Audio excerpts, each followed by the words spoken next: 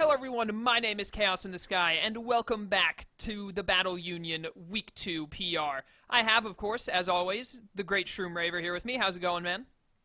Yes, indeed, it's going very well. Thank you, Chaos. Hello, everyone. Shroom Raver here. And yeah, as Chaos said, power rankings for week 2 of the Battle Union. Um, some really interesting results that have made moving the table around a little bit difficult, We're but surrounded by idiots. we are. But we have put our heads together, and we have worked out exactly how we're going to order our beloved coaches and managers. So, without further ado, shall we kick right off with number 16? Wait a minute, before we do, I do want to point out, because I saw someone leave a YouTube comment about why people who had lost were not at the bottom of the ladder. The power rankings, the way that Shroom and I do it, just so that there's no more confusion about it from here on, the way Shroom and I do power rankings is it's not entirely based on the standings. If it was, then it would just be the standing table, in which case we wouldn't be doing power rankings, we'd be telling you the weekly standings. Power rankings is based off of how well the people have been playing, the teams that they have. That's why the post-draft exists, because it was based entirely on the teams and nothing else. And so on and so forth. It has a lot more to do than just who won one week and who lost another week, although we do also take that into consideration. The idea is that we kind of, we use all of this information to try and figure out what the table is going to, what the standings will be at the very final week. So it kind of shifts, it can shift very drastically throughout how many weeks do we have in the TBU? Like 8? I believe so. Many weeks. By the time we get to the last week or two, it'll start to look a lot more like the standings when that week comes along, because then we'll have weeded out all of the failures and they'll be at the bottom of the list. And the people that are actually pretty good will end up at the top of the list where they should be. But for the weeks leading up to that, probably for like the first 4 weeks, it's going to look really weird compared to what the standings are. So just so you guys understand how we do rankings, so that it makes a little more sense, rather than me trying to answer a YouTube comment every time it comes up like that. Yeah, I mean, not everyone who loses is going to go down. Not everyone who wins is going to go up. We've had previous seasons where people have had a convincing win one week and they've actually gone down the list. It's just sometimes how the positions play out and how we think they're doing in comparison to everyone else. So, yeah, it does look a bit weird, as Chaos said, certainly towards the early part of the season, but it should, and I say should, start to make sense as we progress. Yep, and we've just wasted the first 2 minutes of this video on explaining that, so we're going to have to take that out of Slyro's time when we get to his slot. Yeah. But anyways, go on with number 16, please. Yeah, at number 16, we do unfortunately have Cloud Envy, and now his team is the Jersey Weaviles. Who, unfortunately, was absolutely decimated by a 6-0 this week. The first of the season, I believe. The first 6-0 of the season, taken by Paulie Mac. It was unfortunate because Cloud, he had some really nice ideas. Like, I liked some of his ideas. Autotomized Steelix is a cool idea, but it only works if you calc for the right level. He calced for level 100, I believe, and it's different at level 50. I don't think that mattered. I think he was expecting to outspeed stuff that he then didn't outspeed by a couple points. He might have expected that, but I don't think it was solely because he put in level 150 differences, because I was actually talking about this with Paul and Kyle, and we did some calcs, and I'm pretty sure Hydreigon, like, if it has any amount of speed investment, outspeeds Steelix no matter what level, no matter what, so... It is a shame. I say because it was a nice idea. Steelix did happen to have the coverage. Yeah, it definitely was a nice idea, and I would have loved to have seen it work. But it was he definitely messed it up. Yeah, it was a bit of a mess up. We saw E-Belt Zapdos, good. I like to judge E-Belt users. This one hit 7 out of his opponent's 9 Pokemon. We like it. Especially on a Zapdos that's kind of looking to be maybe a little bit hit and run. He didn't bring any hazard removal, I don't believe. You've got a Zapdos, a Scarf Celebi, and a U-turn Greninja going on there. I wasn't sure the wisdom of that. But either way, I feel like he should have just stuck with his guns. He had the Z Gunk Shot to destroy Sylveon, and there were chances he could have taken to go for it that he never did. Now, sometimes they worked out with Sylveon going for Protect, but I don't think he took the chances when he could have. And it came back because he never got to take out that Sylveon, of course.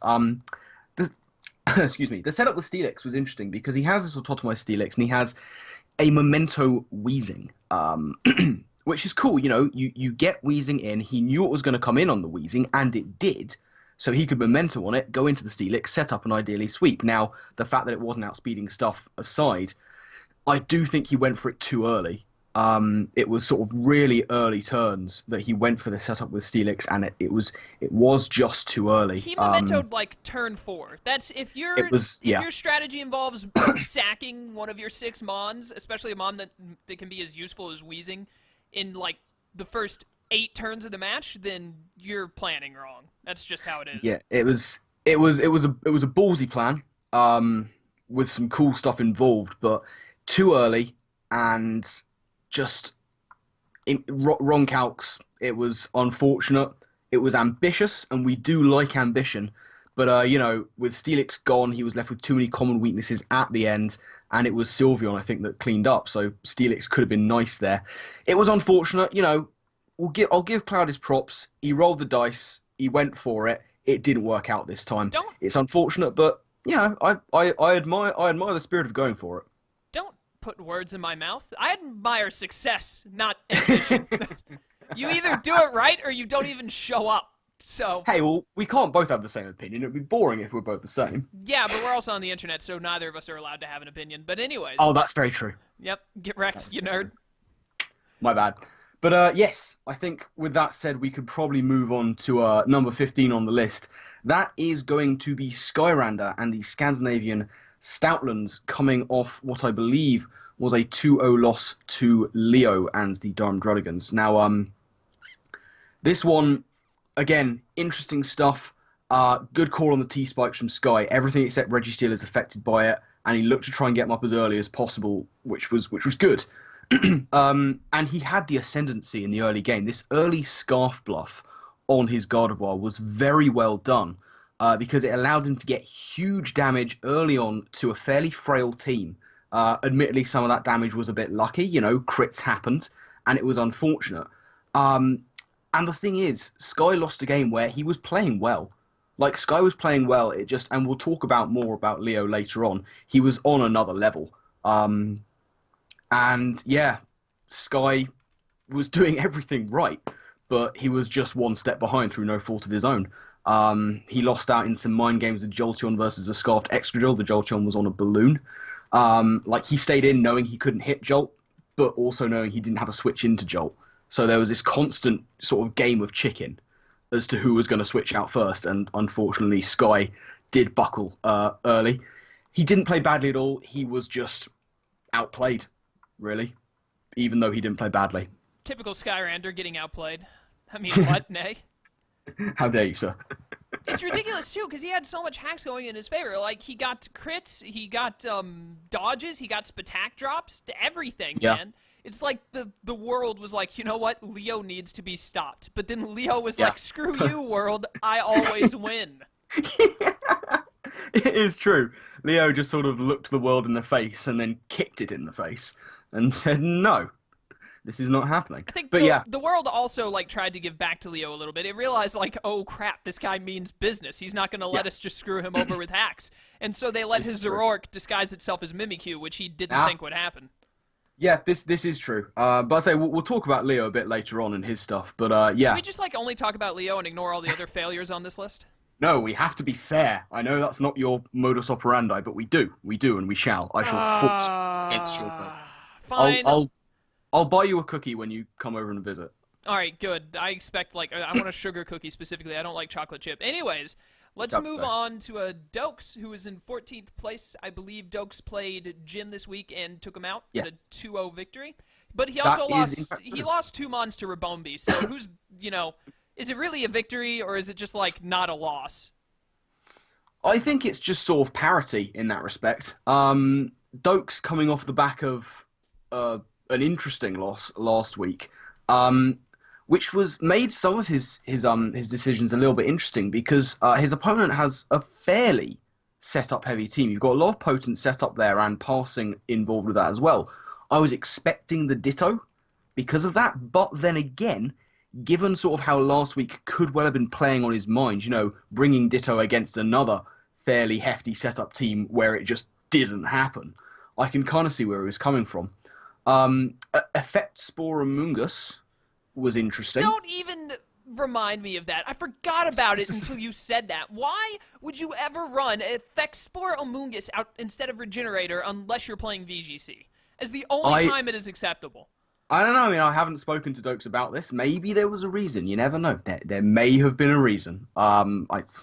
Oh yeah, it turns out that I'm bad at the game and I need to get that 30% chance paralysis on Mega Gyarados so I don't lose. Dokes is good at the game. Maybe he just wanted to. Did you see exploit week 1 hacks. where he got beat by that Charizard? That Charizard was god tier. I will hear nothing against it. Shut your dirty mouth. Anyways, Tapu Koko got 4 kills. Jim doesn't understand how to play the game as usual, and there you have it. Yeah, Dokes used Mandibuzz very recklessly. I don't even know if it had Roost, which would be rare. It would be the one Mandibuzz not running Roost. Yeah, he used Koko very well, actually. If you don't have Roost on your Mandibuzz, you better have Nasty Plot and Weak Armor is all I'm saying. Agreed. Yeah, Dokes basically kind of got a load of kills with a very well-played Tapu Koko, which he didn't risk when he didn't have to, and he always had it there in the back when he needed it. And that was basically the story of the game. Just Dokes saving his win con. It was a lesson in saving your win con, basically, and well played. We can actually transition this really well into 13th, because I've just realized it's Jim. Yeah, Jim sitting in 13th after that loss, so those two, a little bit of a lower table rivalry for now. Good speed creeping. We like the speed creeping on the Celesteela. Now, he has 3 weaknesses to Electric on this team, versus a Tapu Koko and a Vikavolt, but he did address that in the video. Like, he realizes what he did there. He realized he made a bit of a mistake. It happens to us all. And he knows he set up too early with Mega Gyarados, and he did set up too early with Mega Gyarados. Yeah, that's what I was about to point out. He also foolishly got the 30% chance of being poisoned by Effect Spore, which I actually have listed here on my notes. Jim screws up, gets Effect Spore, and then I have like 8 question marks after the word Effect Spore, and then he deals about 40% and dies to Giga Drain. I don't know who's more at fault for the Effect Spore there. It was almost selfish. It was I almost for a second I thought like I'm going to have to step in as an admin, which I'm not. I'm going to have to make myself an admin and then step in and declare Jim the winner just because this guy doesn't understand how Amoongus works. Yeah.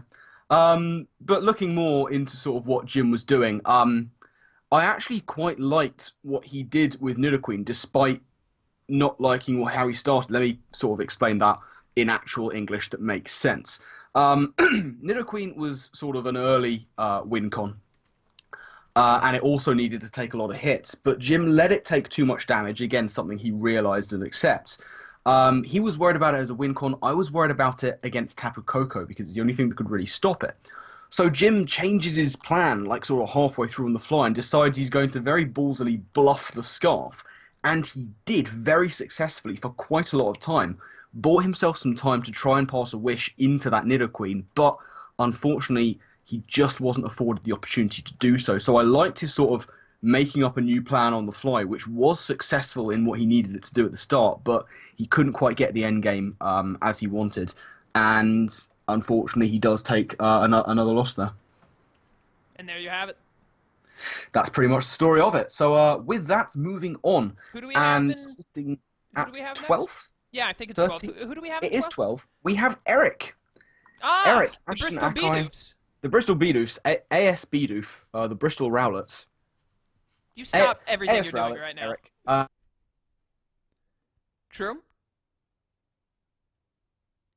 Shroom, hello? Very tasty. Shroom, win. wait, you just died. Did I? Yeah, like everything went dead. I thought I lost connection to you. Everything I thought went dead, but it looks like we're fine now. Oh, we're fine now. Okay. Where did I lose? When did you lose me? When you said AS Rowlet, then I said you stop right now. Apparently it worked. Yeah, exactly. But yeah, as I was saying, Eric picked up a nice 2-0 win over Slyro. We will only refer to him as disappointment from now on. This is probably acceptable. So yeah, Eric's team-making decisions, he scouted Palossand mind games from the bench very well, but I was a bit concerned that he was thinking along the wrong lines. He was worried about it versus his Rain because it'd been brought in, it's got water compaction. It looked like there might be shenanigans. I thought he should have been a bit more worried about it versus the rest of his team. You know, like Uxie it'll take on, Togekiss it'll take on probably, barring flinches. Nidoking perhaps, you know, even Decidueye. So I was more worried about it taking on the rest of his team. He brings Hydro Pump on a couple of things, plus extra water coverage because of misses. This will not help him at all. We'll get onto that. Stelium Z Bibarrel is cool. He makes a really good start. He's playing Uxie very well, identifying Clefable as the switch in and also the problem. He's instantly like, okay, you on it, you turn on it. Get initiative, keep initiative. This doesn't help him, even after Bibarrel picks up a KO, which is, that's Bibarrel getting a KO in League format. He then misses 2 Hydro Pumps on a Toxic in a row. That's unfortunate. That's deeply unfortunate. And throughout the entire match, Clefable was just a pain in his arse. He had no clear way around it, and the fact that he was playing very safely allowed it to be a problem. He does gain some momentum with a fortunate Dragon Tail, actually, from his opponent into Pangoro. And Pangoro was the saviour of the team. It gets him 4 KOs. But actually, it was something quite accidental, I think, that really helped him take this win. He decided to save Decidueye until the end, and this actually saves him the game, because his opponent's last Pokemon, funnily enough, is Arcanine. It's Choice Banded. Now, he could quite easily have Extreme Speeded Pangoro, but because he was choiced and because Decidueye was still there, he can't lock in on Extreme Speed, which means he can't take out the Pangoro and Wait. Waiting. Alright, I'm done waiting now. You can continue. What was that for? I just told you we needed to wait a second. You can continue now. Fair enough. But yes, so a little bit of luck helps Eric through. But he did stick to his game plan. Wait. Slyro brought an offensive Arcanine? I know. And he had Sunny Day on Clef, but he had an Arcanine that could have been defensive. You know what? He deserved to lose. This is why we call him disappointment. I don't know. I like Choice Banded Arcanine, but it did come back. But so we'll get on to Slyro later. Yeah, but that's not what Slyro does. Yeah, continue. Chaos, focus on Eric. This is Eric's time. Why, Eric? He didn't Bidoof this week. Congratulations. He actually did Bidoof, and it got him the game. Like there, that's it. He didn't Bidoof. He be-barreled. Moving on, I think, before Chaos comes over to England and murders me. Number 11, we have Kelly, who won 2-0 this week against Jack, and whatever his stupid team name is. He's one of the people that we put in the top 8 that lost. Jack's team name is It's like the Wolverhampton. Yeah, the Wolverhampton Losers. Exactly what I thought. But Kelly, yes? Yeah, Kelly. He got 3 kills with Togedemaru, so honestly, I don't even know why I have this job anymore. I really just want to kill everyone that's a part of this league. My slight issue on Kelly's team building was the fact that he very much focused, and correctly so, on his offensive presence and showing what could take out what. We've got this Scarf Togedemaru, which was really nice. I was a bit worried that he wasn't focused enough on his defense. He doesn't bring Tapu Fini. That makes his opponent's Zygarde's Doggo form a threat. But it doesn't matter because Kelly does pick up the win. Despite the fact that early game, I think Kelly was losing it a bit. His opponent Jack not allowing him to get any early momentum. He was able to trap in the Umbreon and get Toxic on it, but then we get this Umbreon versus Gothitelle matchup. Oh my goodness, that sounds absolutely horrible. I'm so glad I didn't watch this match. Well, here's the thing. You think that the Gothitelle is there to trap stuff in with it, but Umbreon had Pursuit. So in actual fact, Gothitelle was trapped in there with Umbreon and actually lost the 1v1 because he couldn't switch out because of Pursuit. It was mildly entertaining. But after Gothitelle goes down, Kelly is able to get himself some initiative back, gets a nice burn on the Sizzle with the Flamethrower. Salamence was putting in the finest of work. His opponent did misplay with Superior, but we'll get onto that later. Kelly did manage to take nice advantage of that to get Togedemaru in. And, by the end game, Togedemaru was outspeeding everything. The threats had gone, and he was able to just get in the Togedemaru cleanup crew. So yeah, a nicely played game by Kelly. A bit shaky at the start, but he got himself right back into it. And yeah, even though some things didn't go entirely to plan, it didn't matter because he had a very nice contingency, which came in very handy. I don't ever want to hear the phrase "the Togedemaru cleanup crew" ever again. Yeah. Again, I was mildly proud of that and also deeply ashamed of myself. I'm glad that, we can at least agree on the deep shame. But let's move on to... Yeah, we're almost at 20 minutes. We got to speed this up. Bub at number 10. Bub at number 10, taking a loss to Kyle. He lost to Breloom. It's okay. It happens. He did. It does. He has this idea of punishment Mega Absol for a setup Reuniclus and Heart Swap, which is also very nice. Although, he's going against Kyle, who played very well around anti-setup last week. My main concern with Bub was that he brought no hazard removal against a Ferrothorn. I did not agree with that. It's a Ferrothorn, and Kyle likes his hazards, and as soon as he saw there was no hazard removal on his opponent's side, he just leads off with Ferrothorn and hazard stacked the hell out of him. And there was nothing he could do about it. Now, Bub was another user of Memento this week. Now, Memento is a fine move, but on a dedicated Latios set, I felt like it was a waste of offensive pressure versus a team that Latios could have done a lot of work against. I see why he ran it, but I just thought it could have been better utilized offensively this time. We need to set up a class in between one of the weeks to explain how to use Memento. I think potentially, because it does have a lot of potential in this league format. We've seen it used very effectively in order to set up a setup sweeper. It hasn't quite worked out for our TBU coaches this week, but I'm sure we'll see it used more. Yeah, I think Bob's main issue here was the hazards and the Ferrothorn. His first priority should have been to remove or threaten out the Ferrothorn, as he didn't have any removal, but he allowed hazard to be set up, and he lost answers to Reuniclus quite quickly. Mega Absol went down, and then it was basically kind of the Reuniclus show, and Bob, especially once his offensive check Mega Absol went down, he really didn't have too much for it, and he was kind of imprisoned. He wasn't allowed to make the plays that he wanted, really, just having to deal with this Reuniclus that unfortunately ran away with it a bit. And then, by the end of it, the Braylon could come in and kind of just sweep things up. So a tough loss for Bob, but yeah, hopefully we'll be able to see a little bit more focus on removal coming up for him. Honestly, Breloom and Leo are the only saving graces of this league at this point. Yeah. Breloom is your favorite Pokemon, I believe? It is my favorite Pokemon, yes. There we go. So happy to see it do some work. Exactly. That 130 base attack stat, man. It's wonderful. It is power. It is power. The fact that it could two-hit KO most of his opponent's team, including stuff that just straight up resisted everything it had, is mental. It's great. Quite frankly. So, moving on. And we have at number 9? Yes, number 9 is Shearforce, who number 9 took a 1-0 this week. Shearforce did indeed. He took a 1-0 over Quill, Shearforce and the Long Island Golducks, with that nice 1-0 victory. It was interesting because he was instantly off to a poor start. When he misgendered his Garchomp, it was scarfed, and it was supposed to be, but it had Earthquake and Firefang and Swords Dance and Stealth Rock. I'm telling you, man, it is the ultimate. This is the ultimate fake out. You bring it in, right? You're bringing it against a Slowmon. You set up the SD. Make yourself look like a setup mon. Your opponent switches in something to, outspeed it. You go into the Chomp. The person spends the rest of the game. You go out of the Chomp. The person spends the rest of the game thinking that Chomp is bulky setup until one day it comes in and outspeeds, your freaking Greninja or something and EQs it to death.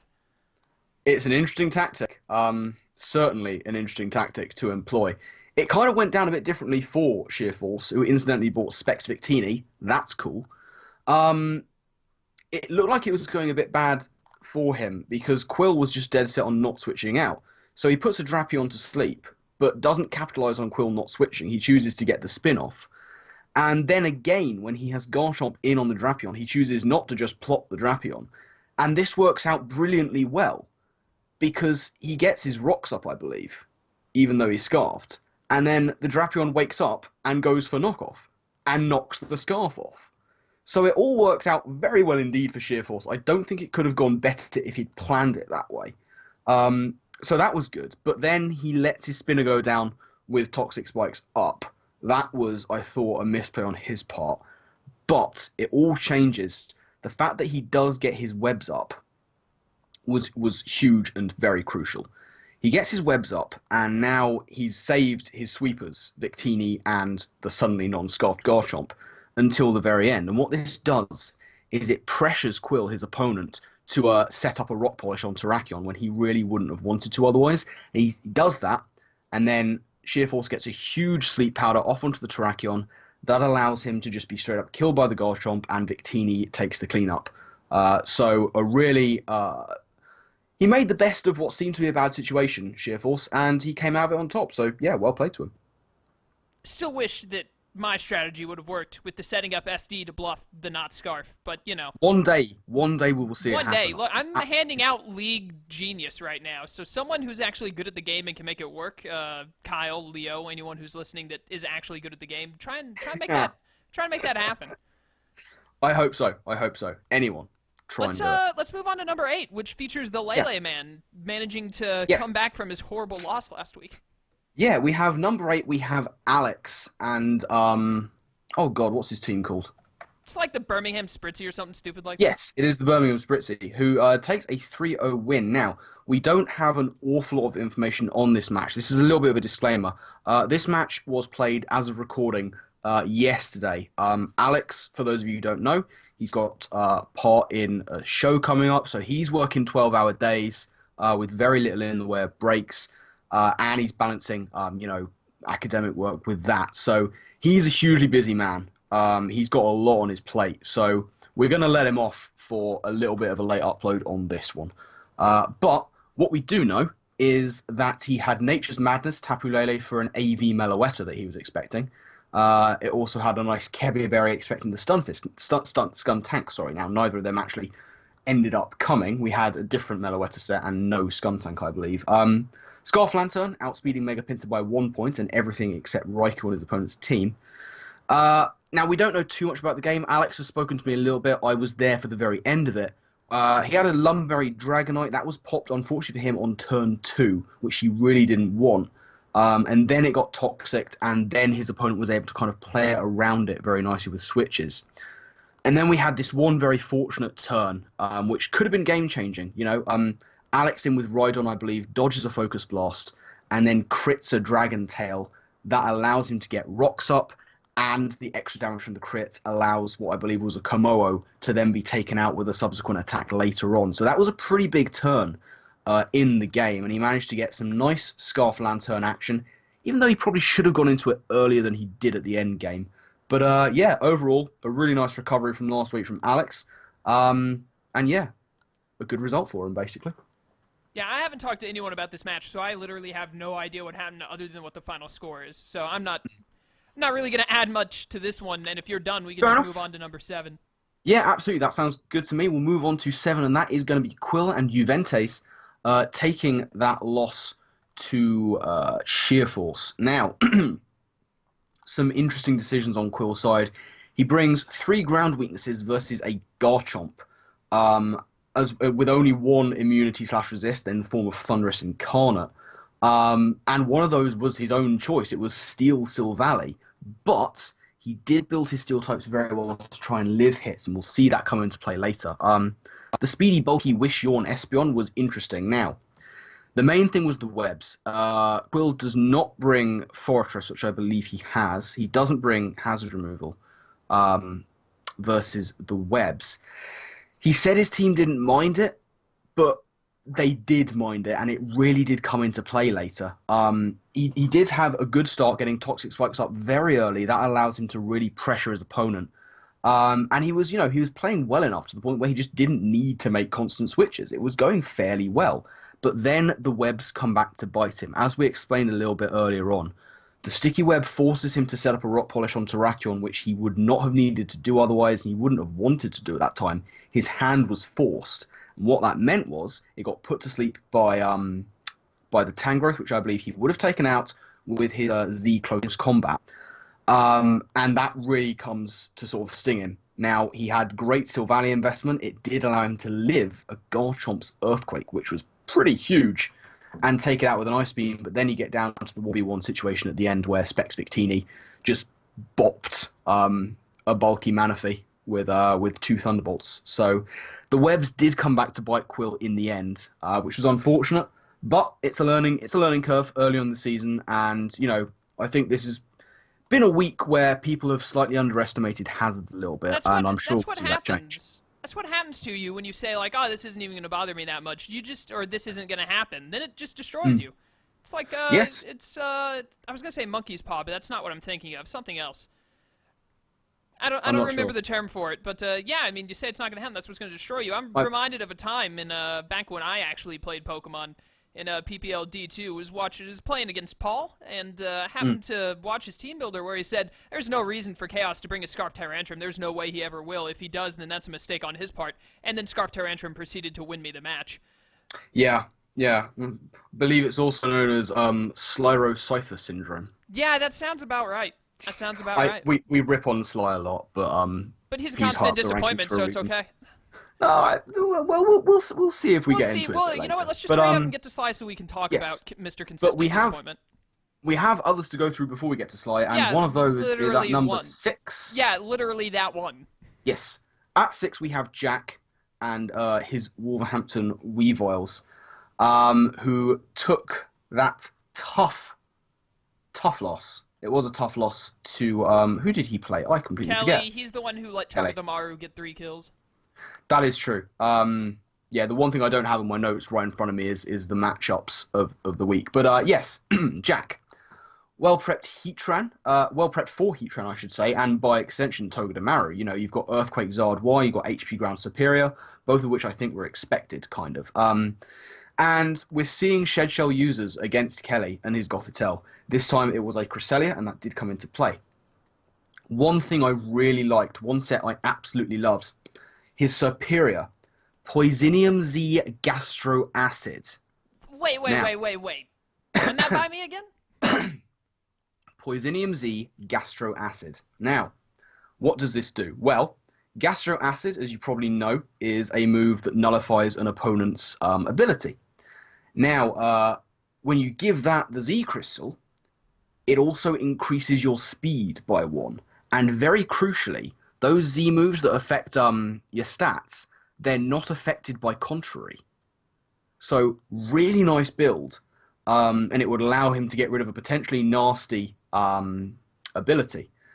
For example, that Gothitelle Arena Trap or whatever it's called. Shadow So Tag. I liked it. Shadow Tag, Arena Trap, it's all the same thing. Gothitelle is basically Trap Inch. That's like saying Lunala's, or, what is it? Lunala's ability, Shadow whatever, is the same as Multiscale, man. Oh, how could I say that? I was so Yeah, wrong. man. Like, it's like you don't even Anyway. play Pokemon. I don't, basically. Have you seen my recent league record? I basically don't play Pokemon. But yes, moving on. Very, very ballsy early plays by Jack. You know, he switches Zydoge directly into a Heatran, thankfully on rocks. And then the very next turn, on the Heatran, he doubles into Scizor on a Heatran, knowing that the Gothitelle was coming in. It was really well played. Beautiful. Those beautiful ballsy plays. He played really well around the Gothitelle, allowing himself to get momentum even against it. And then he predicted a Toxic from it and synchronized it onto the Gothitelle, which was cool. And we've discussed this whole Umbreon versus Gothitelle matchup. I've got down here, Umbreon is Rorschach, because I'm not trapped in here with you, you're trapped in here with me. And that has made me wonder, is Skyrander an Umbreon? Because as we know from last week, Skyrander is Rorschach, because he said those exact words about who was trapped in with who. I think Skyrander is an wrestling joke that I don't know or care about. Have you seen all Red Watchmen? No, I don't know what that is. It's a graphic novel, comic kind of thing. Oh, no, wait, Watchmen. That's the DC thing, Yeah. isn't it? Where, like, the guy stops Bruce Wayne's parents from being killed? No. I'm thinking of something else. Yeah, you are. It's English graphic novel, I think. It might not be English. It Oh, doesn't well, matter. then if it's We're not from getting America, then who completely off cares? topic. Completely off topic. I don't even know where the writer's from, but No, it he's says very right, big it in the says, graphic. it says right here, The Watchmen is an American comic book limited series published by... It was created by a British man, but it's an American comic book made by DC Comics. Is it DC? It says right here. I should Does he- know this. does I it have- studied this at uni. Does it have Dr. Manhattan in it, or whatever his name is? Yeah. It's yeah, DC cool. 100%. Oh, well, there we go. I should have known that because I studied it at uni, but that was a long time ago and I wasn't listening. So anyway, yeah, back to Jack, away from comic books.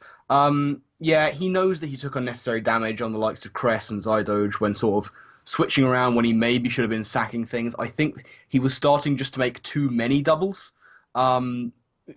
egged on by his early success with it. I think he was just starting to make a few too many. He allowed Zydoge to take damage, he allowed Crest to take damage, and they both suffered for it later on. He may have misplayed with Superior. He was in against Immense. He possibly should have gone for Leaf Storm, like knowing he could take a hit, because he'd already seen that this Salamence was mixed, so he knew he could take a hit probably.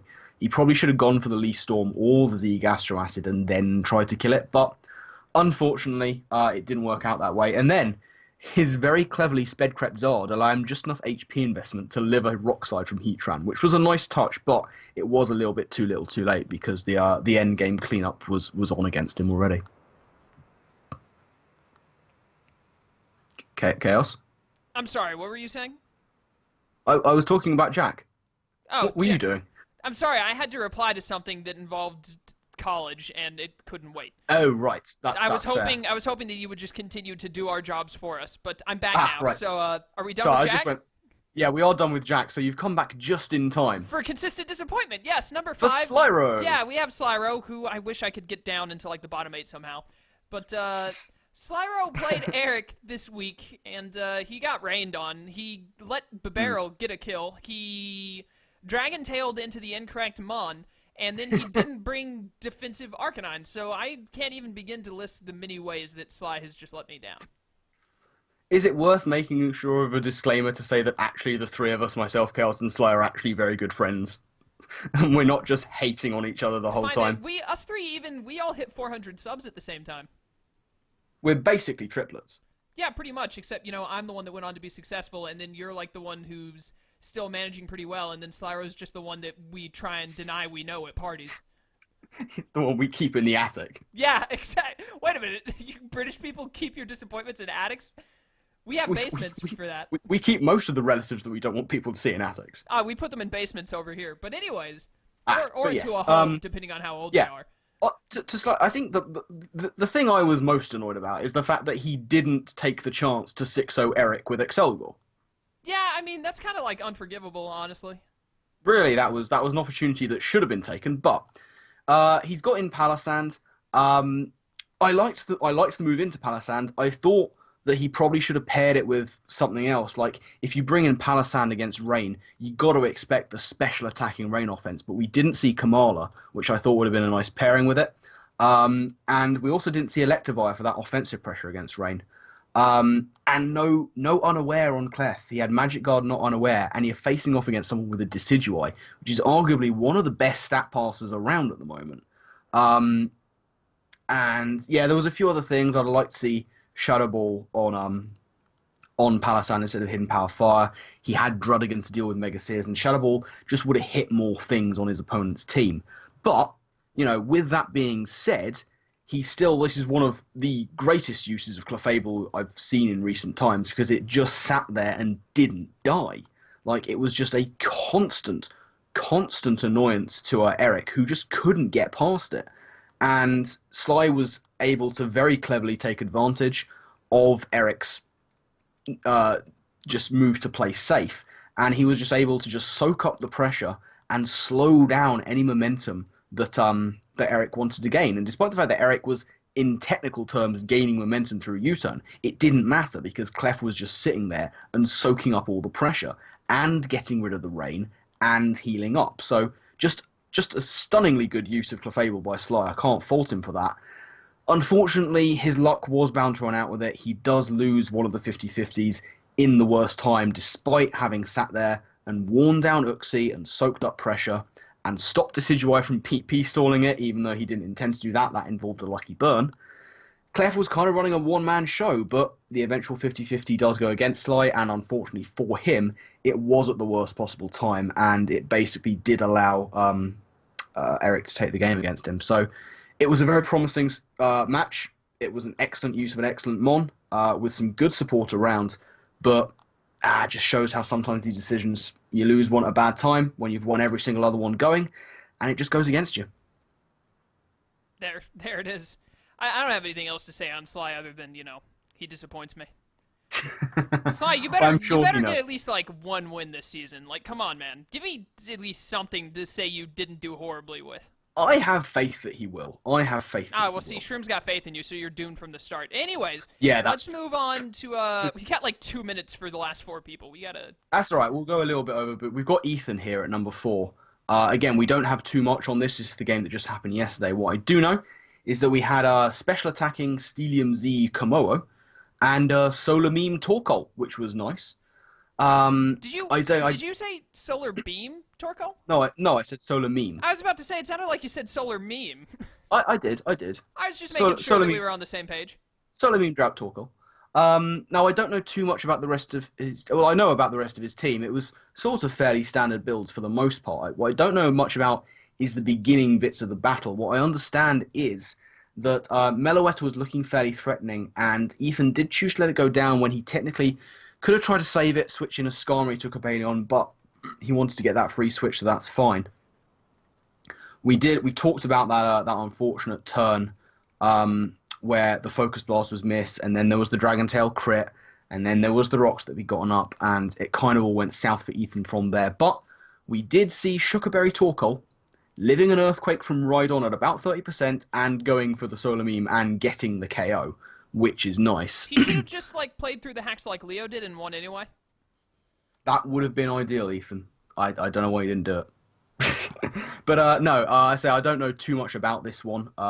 We know some of the major points of the game.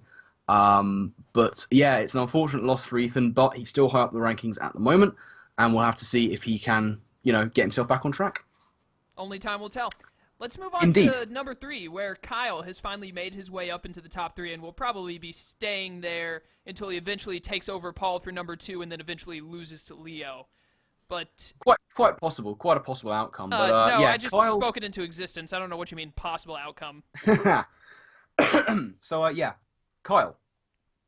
Kyle's sitting there with a nice 3-0 victory over someone who I forget.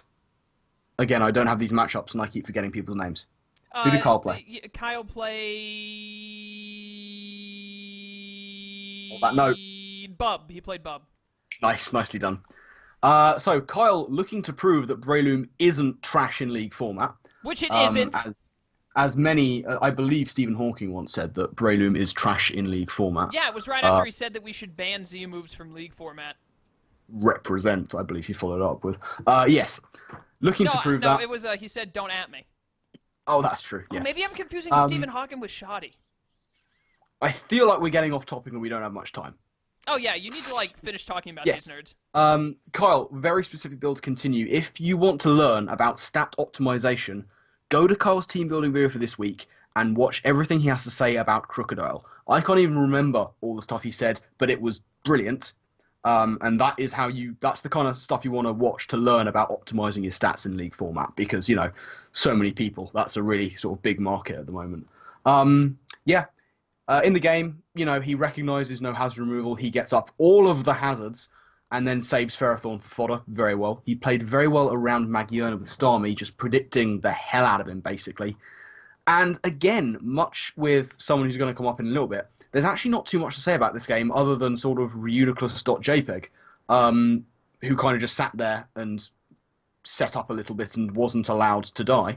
It did eventually get hacked out, but it was too little too late because then Breloom came in. Yes, Breloom came in and cleaned up the rest of the game. Chaos, you must be ecstatic about that. Dude, you have no idea. Reuniclus, being the scum it is, just got absolutely parried to death. Because that's what it's good at, is just being worthless. And then the real MVP comes in. Breloom shows up and takes out the immense threats that make up Miltank and Meganium. And just absolutely blows them away. Something that not even Rayquaza himself can manage. It was what I always wanted from a League match. If Leo wasn't so great, I would say Kyle is the winner right there. But unfortunately. Yeah. But he isn't, and we've got a little bit to go before that, so we'll move on to second position on the power rankings. That's going to be Paulie Mack and the West Coast Wingolds, of course, taking the first 6-0 of the season over Cloud. Yeah, Paul's opponent didn't understand how speed tiers worked, and also turn 4 used Memento, so I think that's all we really need to say. Paul won as a result.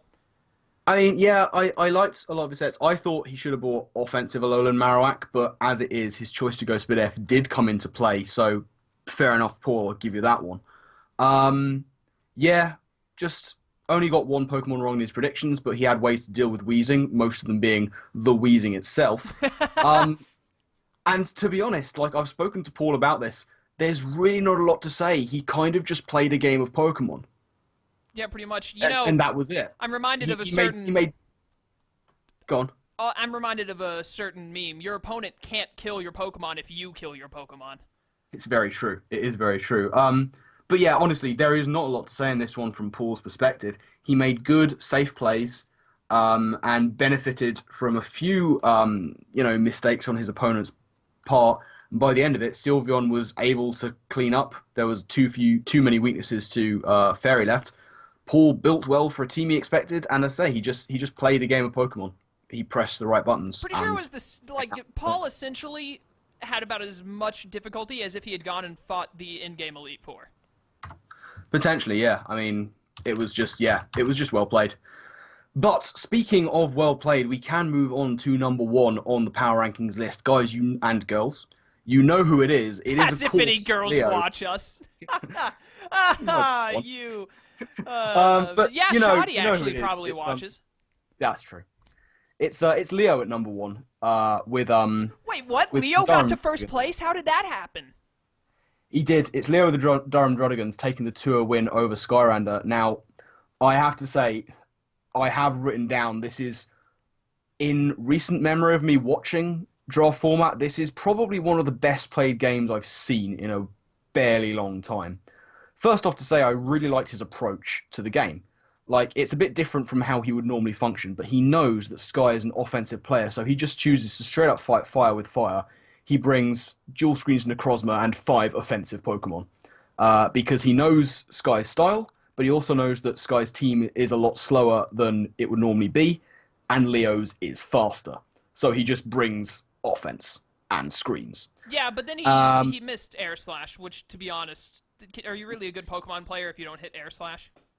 Yeah, it was a hugely unfortunate start. Like Leo was put under the cosh straight from the off. You know, you've got 2 special attack drops on Necrozma. Now they didn't matter so much. In fact, they didn't matter at all. It was just salt in the wounds. It was just unfortunate. And what was worse is that he took far more damage on Necrozma from God of War than he expected. So he couldn't get up dual screens early. Then there was a crit on the Shaman, and then there was the Air Slash miss, which meant Shaman went down. So like about turn 6, Leo was down a Pokemon. He was basically down 2 because Necrozma was at such low health. And these are the risks of hyper offense. It's very unfortunate. He got hacked out. But then what happened is, you see, sometimes you can, when your back is against the wall in this kind of situation, it brings out the best. And this just brought out the best in Leo. He just stepped it up to a whole nother gear. And he was just making these Hail Mary plays. A whole nother gear. A whole nother gear. I've invented the word "nother" because the situation demands it. You sound like a Yu-Gi-Oh protagonist. It's like your catchphrase. It's time to kick this up to another gear. That's a thing, kicking it up to another gear. We're getting off topic. Yes. Leo has his Infinite who is basically going to be an early MVP. And he's in against a God of War who has proven to be very, very tough. And Thunder Punch is not a guaranteed KO from where it is. But he's like, you know what? Blastoise might come in. I'm going for it. And Blastoise does come in, and the only way he could have taken out the Blastoise with the 2 Thunder Punches in a row on the Switch, Flare Blitz plus Thunder Punch wouldn't have done it because it was a Megastoise, and he just gets it right. Hail Mary play works in a tight spot. Leo has Balls of Steel, and it pays off because Megastoise goes down. He then takes the gamble on the Scarfed Excadrill, which was a fairly safe one to go for, but it could not have been. Goes into Air Balloon Jolteon, gains momentum with Baton Pass. He's making amazing plays with Infinite, and it allows him to get to this fantastic endgame where Zorok is disguised as Mimikyu and takes out the last 3 Mons, gets Leo the win that at the beginning of the game it just looked like he had no chance of coming back from. He didn't have switch-ins because he didn't bring switch-ins because he was playing this hyper-offense style. It was brilliantly done. Back against the wall, up against it, and Leo just pulls it out. Well played. Back against the wall, but also up against it. That really just adds a whole new level to that phrase. Maybe one might say it adds a whole other gear. All right, everyone. I Thank gone you too for far? watching this. You shut your mouth. I'm ending the video. Thank you, everyone, for watching this week of the Battle Union PR. Oh my, I hate. I feel like I'm about to have an aneurysm. Thank you all for watching. We hope you enjoyed. Be sure to leave a comment letting us know what you think of the rankings and what your rankings would be, all that good stuff. Check out the links in the description so you can keep up with all of the, whatchamacallits, all of the coaches, and check out me and Shroom and whatnot. We do YouTube things from time to time. And by time And to all time, the other I mean, analytical videos. yeah, Don't and forget all them. they don't matter. Who cares? Oh, come But, on. we're the only We like analysts them. that matter. We're the OG. Shoddy never existed, if only. Who's shoddy? Yeah, exactly. What a moose, am I right? But thank you all for watching. We hope you enjoyed. We'll see you next week for week 3, Indeed. assuming that, we don't skip week 3 and go to week 4. It depends on how they play this week. I might just cancel the TBU. But anything to say, Shroom? I mean, I think you've summed it up very well indeed. You know, I thought I make did as sure well, so I'm to, going to cut you off right there and say farewell. Wow. How dare you? I said farewell! Goodbye.